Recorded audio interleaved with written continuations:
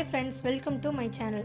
நகம் வந்து நல்லா ஒட்டையாம ஸ்ட்ராங்கா நல்லா அடர்த்தியா வளர்றதுக்கு ஷைனிங்கா வளர்றதுக்கு என்ன பண்ணலாம் அப்படின்றத நம்ம பார்க்கலாம். இப்ப பெண்கள் எல்லாம் பாத்தீங்க அப்படினா வீட்ல நிறையவே வேலை எல்லாம் செய்வாங்க தண்ணியில.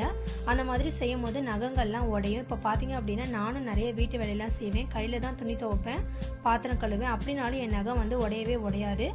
என்ன காரணம் அப்படினு பாத்தீங்கன்னா இத நான் டெய்லி ட்ரை பண்றேன். அத உங்களுக்கும் நான் சொல்றேன். அதே மாதிரி நீங்க பயன்படுத்துனீங்க அப்படினா எவ்வளவு நேரம் நம்ம ஈரத்துல வேலையை செஞ்சாலும் நம்மளோட நகங்கள் வந்து உடையவே உடையாது. நல்லா ஸ்ட்ராங்கா இருக்கும் இந்த மாதிரி.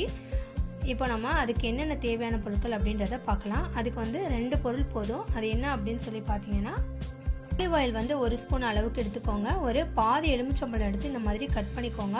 இப்போ என்ன பண்ணணும் அப்படின்னு பார்த்தீங்கன்னா இந்த கட் பண்ண எலுமிச்சம்பழத்தை இந்த ஆலிவ் ஆயிலில் நல்லா நனைச்சிக்கிட்டு நம்மளோட கையில் வச்சு இந்த மாதிரி நல்லா தேய்க்கணும். எல்லா நகங்கள்லையும் படுற மாதிரி நல்லா அழுத்தி தேய்ச்சிக்கிட்டே இருக்கணும். ஒரு 15 நிமிஷம் இந்த மாதிரி நம்ம பண்ணணும். இதை டெய்லி பண்ணிக்கிட்டே இருக்கும்போது நம்மளோட நகங்கள் வந்து ஸ்ட்ராங்காக இருக்கும். சில பேருக்கு பார்த்தீங்க அப்படின்னா நகங்கள் வந்து நல்லா வறட்சியாக இருக்கிறதுனால தான் சீக்கிரமாக உடைய ஆரம்பிக்கும். இப்போ இதில் வந்துட்டு நம்ம ஆலிவ் ஆயில் அப்ளை பண்ணுறதுனால அந்த வறட்சி எல்லாமே வந்து போயிடும்.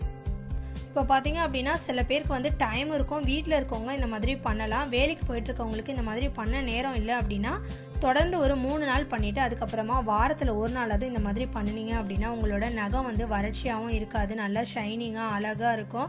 நெயில் பாலிஷ் கூட உபயோகப்படுத்தணும் அப்படின்னு கிடையாது, ரொம்பவே அழகாக இருக்கும். சீக்கிரமே உடையவே உடையாது. சில பேருக்கு நகம் வளர்த்தாலும் அந்த ஷேப் பண்ணும்போது பார்த்தீங்க அப்படின்னா உடஞ்சிரும். அந்த மாதிரிலாம் எதுவுமே ஆகாது.